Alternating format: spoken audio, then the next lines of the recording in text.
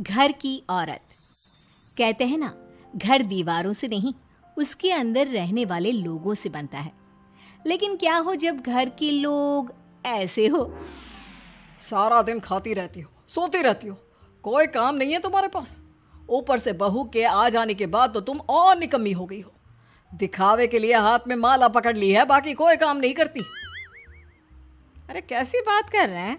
अब तो बहू आ गई है, अब तो मेरी बेइज्जती करना बंद कर दीजिए। जैसे तैसे मेरी तो जिंदगी कट गई, गालियां खा खा कर।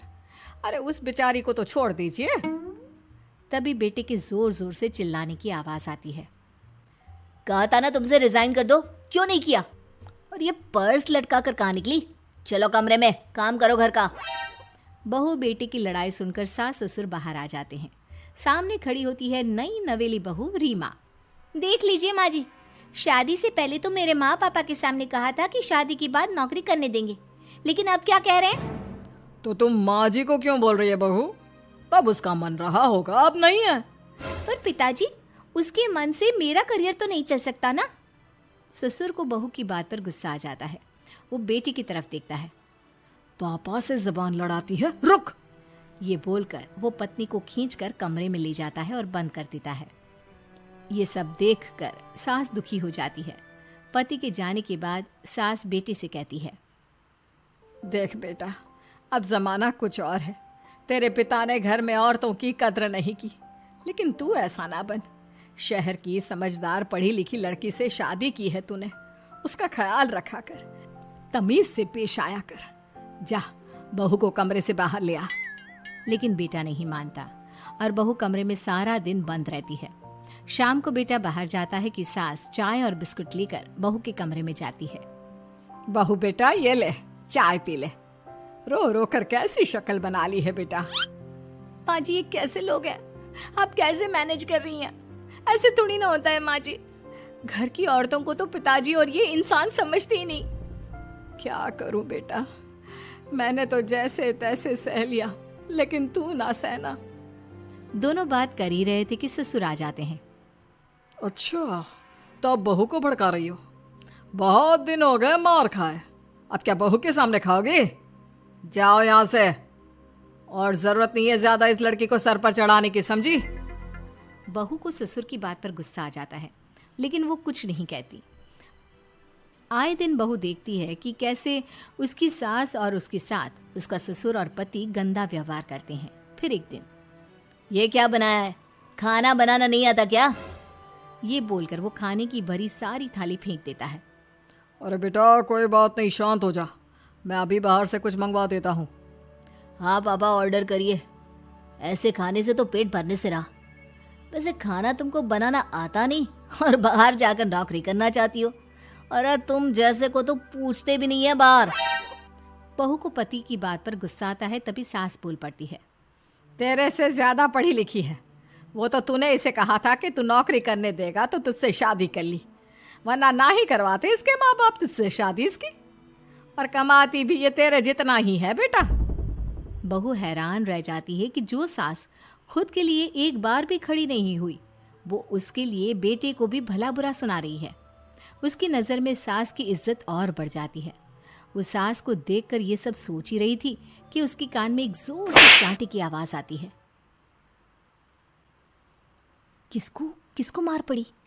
वो देख ही रही होती है कि उसकी नज़र जमीन पर बैठी सास पर पड़ती है। अभी तो धीरे से मारा, फिर जुबान खोली ना तो ऐसा मारूंगा कि कान के पर्दे फट जाएंगे। सास रो रही थी। बेटा और पति वहां से चले जाते हैं। पिताजी अच्छा किया माँ को जोर का चांटा लगाकर, आगे से जबान खोलने से पहले 4 बार सोचेंगी। बड़ी आई।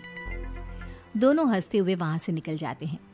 बहू सास को उठाती है और पानी देती है। मैंने ये दिन रोज देखे हैं बहू, लेकिन तू नहीं सहना। तू अपना जीवन अपने अनुसार जीना। शादी के वक्त मैंने तेरी माँ से बात करने की कोशिश की थी, उन्हें बताया था, लेकिन वो नहीं मानी। बहू सास को पकड़कर रोने लगती है। वो इसलिए नहीं मानी क्योंकि वो मेरी सगी माँ नहीं है। माँ जी, जिस तरह से आप मेरे लिए खड़ी हुई है ना, मेरी माँ भी नहीं हुई। बेटा मैं तेरा भला चाहती हूँ, तू नौकरी इस घर में रहकर तो नहीं कर पाएगी, एक काम कर, इस घर से चली जा, पैसे कमा और खुश रह। माँ जी, हो सकता है कल तक मैं आपके इस फैसले को मान जाती, लेकिन आज नहीं। माँ जी, आप यहाँ इस नर्क को झेले और मैं आपको छोड़कर चली जाऊं? नहीं, कभी नहीं। अगले रोज, सुनिए, वो क्या है ना, मुझे कुछ कपड़े और गहनों की ज़रूरत है, तो ज़रा पैसे दीजिए ना। अब आप घर के मर्द हो तो पैसे तो आपसे ही मांगूंगे ना। बुरा तो नहीं लग रहा ना आपको? नहीं नहीं, बुरा क्यों लगेगा, ये लो कार्ड, कर लेना शॉपिंग। अगले रोज, बिजली का बिल आया है 10,000 का, भर दीजिएगा। इतना बिल कैसे आ गया? बेटा वो क्या है ना, सारा दिन बहू घर में रहती है तो कमरे में एसी और टीवी चलता रहता है। अब कम से कम बाहर जाए तो 4 पैसे कमा कर लाए, लेकिन हम लोगों को थोड़ी ना औरत की कमाई खानी है, वो तो मर्द ही करता है ना। पति पर्स देखता है और फिर हाँ माँ, ठीक बोल रही हो, खैर चलता हूँ, ऑफिस का वक्त हो गया है। पति ऑफिस से पिता को फोन करता है। पापा, घर के खर्चे तो बढ़ते ही जा रहे हैं, ऊपर से महंगाई आप देख रहे हैं। मैं सोच रहा हूँ क्यों ना मीना को नौकरी के लिए हाँ कर दूं, 4 पैसे ही लाएगी ना घर में। वो तो तू ठीक बोल रहा है, लेकिन ये औरत की जात, कल को 4 पैसे कमाने लगे तो यह नहीं कि सर पर चढ़कर नाचे। हाँ पिताजी, बात तो सही है, वो तो आप हैं जो माँ को मुट्ठी में रखा है, वरना मेरी वाली तो। खैर, सोचते इस बारे में। शाम को पूरा परिवार साथ बैठा होता है। वो कल पनीर की सब्जी बनानी है तो थोड़े पैसे देकर जाना। और हाँ, कीर्तन भी रखा है संडे को, उसके लिए सामान की लिस्ट बना दी है, ले आना। पापा को दे दो, वो ले आएंगे। अरे पापा कहाँ से ले आएंगे, मेरे पास नहीं है पैसे वैसे। लो, पैसे ही नहीं है? मेरे पापा की जेब तो हमेशा नोटों से भरी रहती है। बेटा, लक्ष्मी को जो पूजता है ना, उसके पास लक्ष्मी रहती है। जो घर की औरतों को मारे पीटे, वो भला कैसे लक्ष्मी का लाभ ले सकता है? वाह वाह, क्या बात है, तो जबान खुल रही है तुम्हारी। लगता है भूल गई पुरानी मार और डांट, क्या?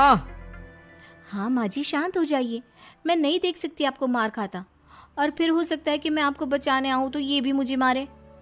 ठीक है बहू, मैं कुछ नहीं कहती, तू ये लिस्ट बस दे दे, मैं चलिए आराम करने। फिर अगले रोज, सुनिए जी, वो मायके जाना है, वो क्या है ना, शादी के बाद से गई नहीं, तो ट्रेन की टिकट बुक करवा देना। तो मैं भी तो साथ जाऊंगा ना तुम्हारे। तो ठीक है, फिर फ्लाइट की ही टिकट करवा दीजिए। वो क्या है ना, अच्छा थोड़ी ना लगता है, आप पहली बार मेरे साथ जा रहे हो और हम ट्रेन से चले, ठीक है ना? पति ऑफिस जाता है, जहाँ उसका दोस्त कहता है, अरे क्या हो गया यार, परेशान सा दिख रहा है, तेरी तो नई नई शादी हुई है, भाभी परेशान कर रही है क्या? अरे नहीं यार, तू तो जानता है थोड़ी सी कमाई में घर चलाना मुश्किल हो रहा है, तू कैसे मैनेज करता है यार?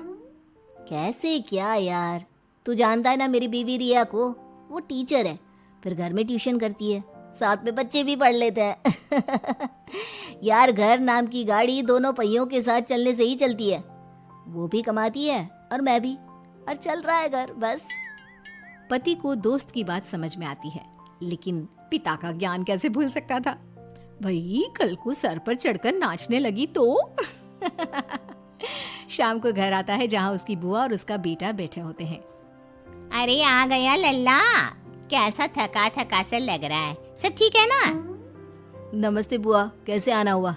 कैसा है रमेश? भाई को तो भाई की याद ही नहीं आती।